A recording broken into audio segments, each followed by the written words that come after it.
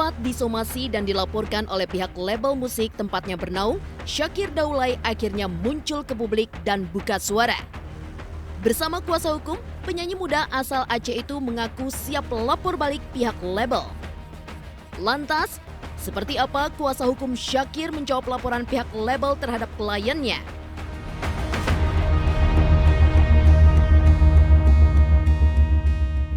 Trendingnya lagu Aisyah istri Rasulullah ternyata membawa perpecahan dalam hubungan baik yang sebelumnya sudah terjalin antara Syakir dan pemilik label. Mengaku ada manipulasi dalam pembuatan kontrak, apa tanggapan pihak label atas berbagai pernyataan Syakir?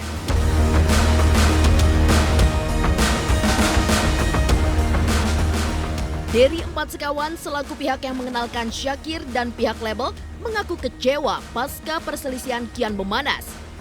Lantas, apa upaya Dery untuk kembali menyatukan Syakir dan pihak label? Benarkah pihak label menganggap Syakir sedang berhalusinasi?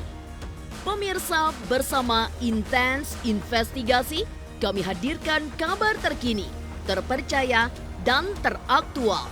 Tetapi sebelumnya, jangan lupa untuk like, subscribe, dan juga share channel YouTube ini.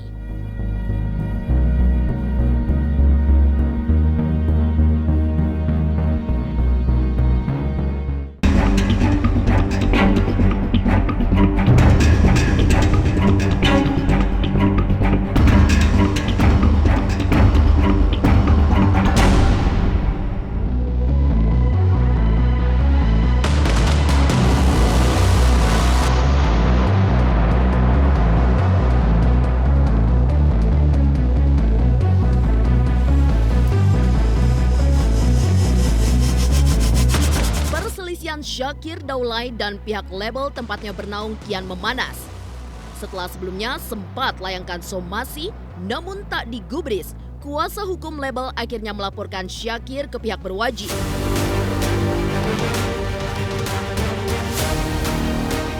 Menanggapi somasi serta laporan yang telah dibuat, kuasa hukum Syakir justru tampak santai. Tak hanya itu saja, mereka bahkan siap datang ke polisi untuk bersaksi serta membeberkan fakta-fakta lain yang diyakini lebih memberatkan pihak label.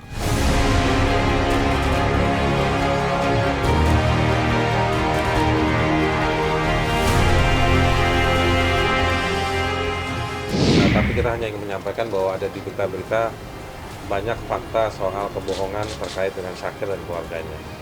Yang pertama soal pelanggaran ya.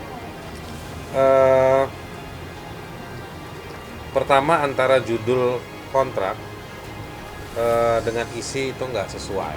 Yang kedua bahwa waktu membuat kontrak tersebut, terutama kontrak yang pertama ya, Syakir masih di bawah umur kawan-kawan sekalian.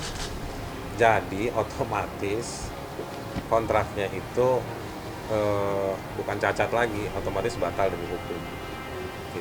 Jadi kontrak yang pertama ya.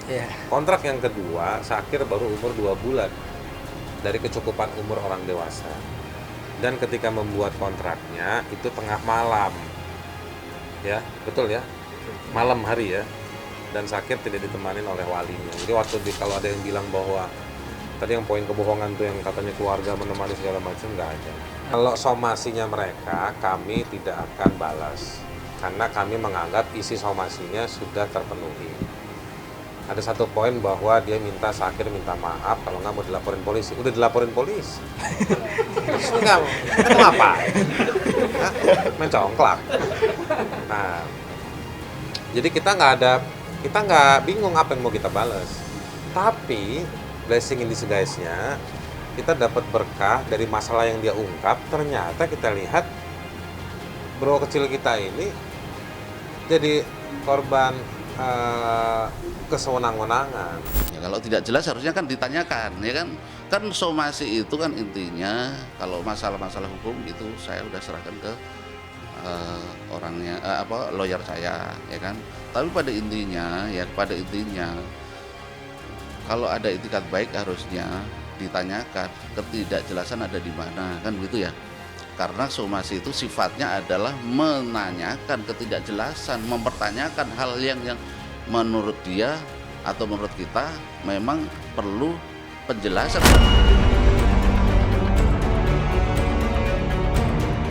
Pasca dilaporkan label ke pihak berwajib pada Senin 4 Mei lalu, Syakir beserta kuasa hukumnya tak tinggal diam. Hari ini, Senin 11 Mei 2020, kuasa hukum Syakir berencana akan datangi polisi serta melaporkan pihak label dengan poin-poin penting yang telah disebutkan sebelumnya. Akan ada beberapa upaya hukum yang akan dilakukan kepada Sugianto ya, pada Sugianto. Baik dari soal kontraknya, dari soal kerugiannya, dari soal penyebaran informasi yang tidak tepat itu nanti akan kami telusuri. Ini beritanya yang nggak benar atau ada memang orang yang ngomongnya yang nggak. Kita kan baru mau menempuh upaya hukum mulai Senin. Ada sejumlah upaya hukum yang akan kita lakukan. Berawal dari lagu Aisyah istri Rasulullah, perselisihan antara Syakir dan label mulai muncul. Seperti apa pembelaan masing-masing pihak? Pemirsa Intens Investigasi, jangan lupa untuk like, subscribe, dan juga share channel YouTube ini.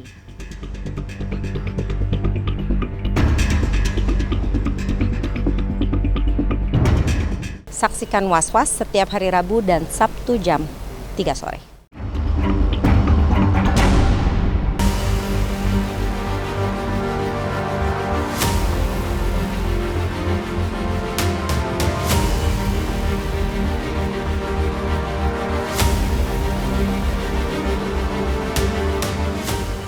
Kisru antara Syakir Daulay dan Sugianto selaku pemilik label Proaktif dimulai ketika lagu Aisyah berada di puncak.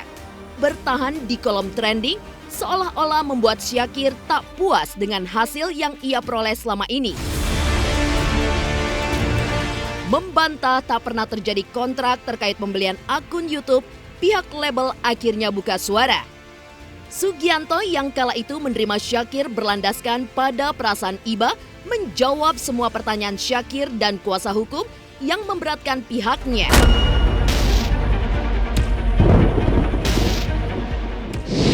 Datang di kantor, dia datang sendiri. Padahal kita minta supaya ada walinya, karena kan dia masih di bawah umur 21 tahun. Karena secara hukum perdata harus di atas 21 tahun ke atas kan gitu ya. Makanya kita minta walinya untuk menandatangani kontrak itu. Ketika kontrak itu diambil, ditandatangani dia, ya kan? Kemudian kontrak itu dibawa pulang, tanggal 7 dibawa pulang, ya kan? Tanggal 7 dibawa pulang,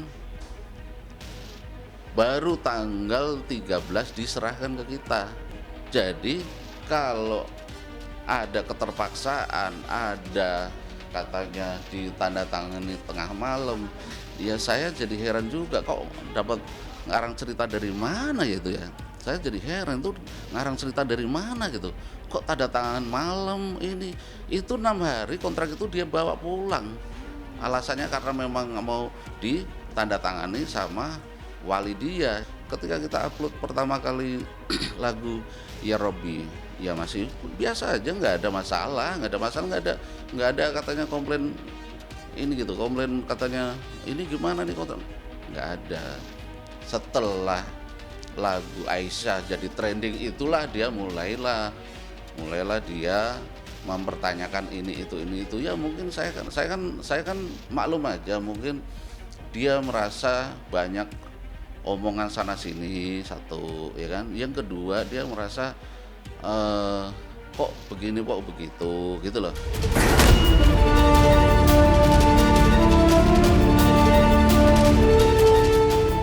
Pemirsa Intens Investigasi, kisru antara pihak Syakir dan pihak label sudah dimulai.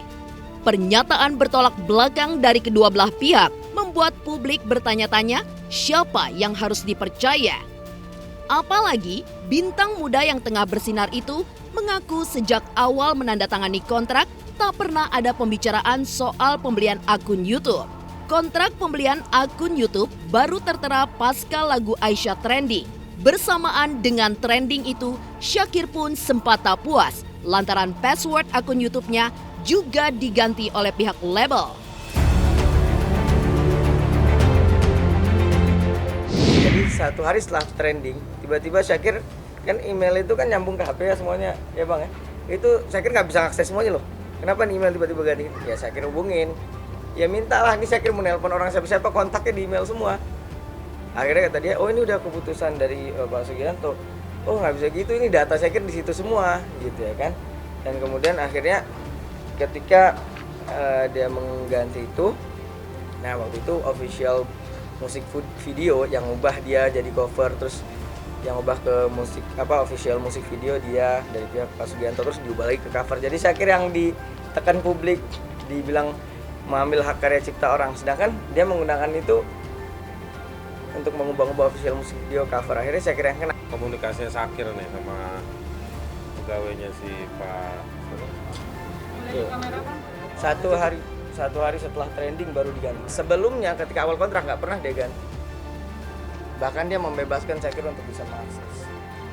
Jadi kita kalau ngomong pakai bukti, ya, bukan main nuduh-nuduh aja. Ketika di awal kan 200 kan diberikan per termin.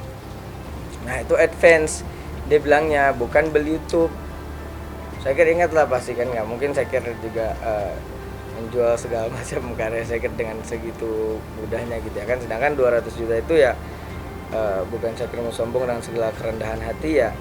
Alhamdulillah kan Syakir di sinetron di mana-mana itu sangat insya Allah mudahkan lah untuk mendapatkan itu dalam per bulannya bahkan. Nah, tapi ketika saat itu memang karena Syakir juga terdesak dan Syakir dikenalkan oleh Babe Agi dari Empat Sekawan ya, Syakir dikenalin ini orang baik gini-gini segala macam. Ya udah, Syakir memang bisa berprasangka baik. Nah, sebelum Aisyah trending sebelum Aisyah trending itu dia nggak pernah nulis pembelian akun YouTube di transferan itu. Tapi ketika Aisyah trending kemudian ditransfer 50 terakhirnya dia tulis di situ pelunasan akun YouTube. Jadi Bang sebelumnya dia tulisnya ini advance-nya gitu termin. Tapi terakhir dia bilang pelunasan akun YouTube di. Jadi awalnya kan kerjasama Syakir tahu. Tapi ketika bayar pelunasan untuk bayar 200 juta itu kayak jadi jual beli.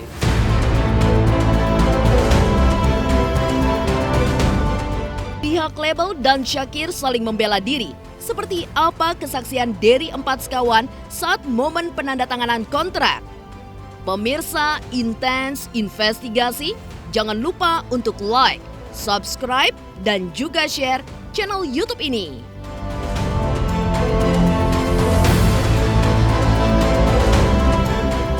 Jangan lupa nonton Mantul Infotainment pastinya di YouTube channel. Like, share, and subscribe.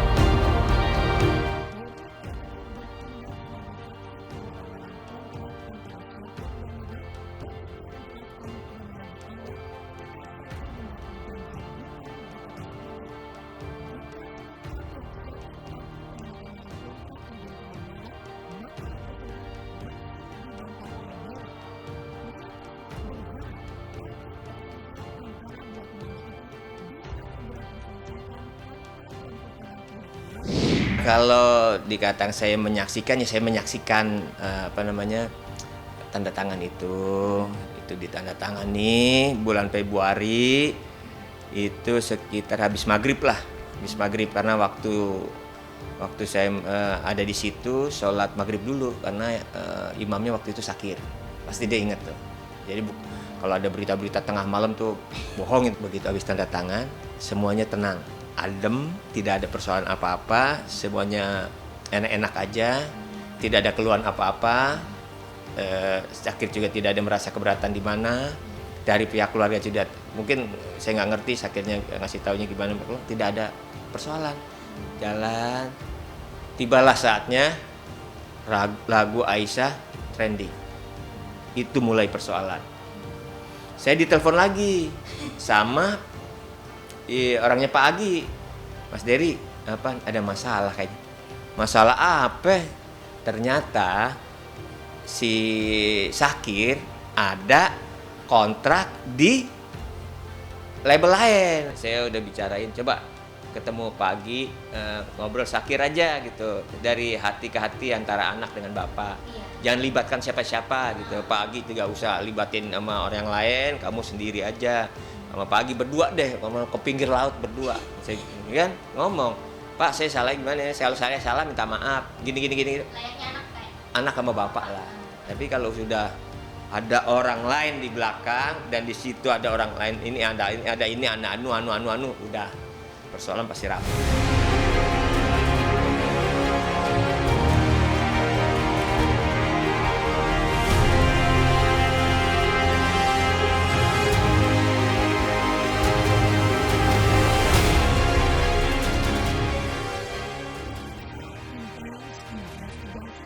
Trendingnya lagu Aisyah istri Rasulullah ternyata membawa perpecahan dalam hubungan baik yang sebelumnya sudah terjalin antara Syakir dan pemilik label.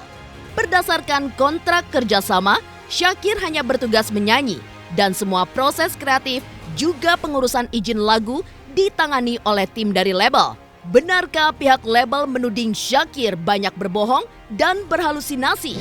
Coba tanyakan sekali lagi, apa jangan-jangan dia sedang berhalusinasi ngomong seperti itu? Emang dia tahu, dia tahu izin lagu Aisyah itu kemana? Dia emang tahu produksinya? Emang dia tahu yang aransemennya kita bikin konsep yang sampai seperti sekarang itu? Emang dia itu hanya menyanyi, hanya membawakan lagu. Paham ya? Dia hanya menyanyi, membawakan lagu. Semua proses-proses kreatif itu ditangani oleh tim saya, ya. Termasuk proses-proses pengurusan izin lagu. Semua lagu yang dibawakan oleh Syakir semua legal dan berizin, dan itu ditangani oleh publishing saya. Saya udah ngomong dari awal, Syakir kalau artis lagi di atas, anginnya kenceng, gosokan-gosokan juga banyak pasti itu, dari sana dari sini. Kamu harus sudah siap menghadapi itu. Ini buat pembelajaran buat artis pencipta, ya kan, untuk selalu membaca kontrak sebelum ditandatangani, ya. Jadi jangan ribut di belakang. Demikian pemirsa, kabar terkini, terpercaya, dan teraktual yang kami hadirkan hari ini. Saksikan terus Intens Investigasi setiap hari Senin sampai dengan Jumat hanya di YouTube channel. Pastinya jangan lupa untuk like, subscribe, share, dan juga komen channel Intens Investigasi.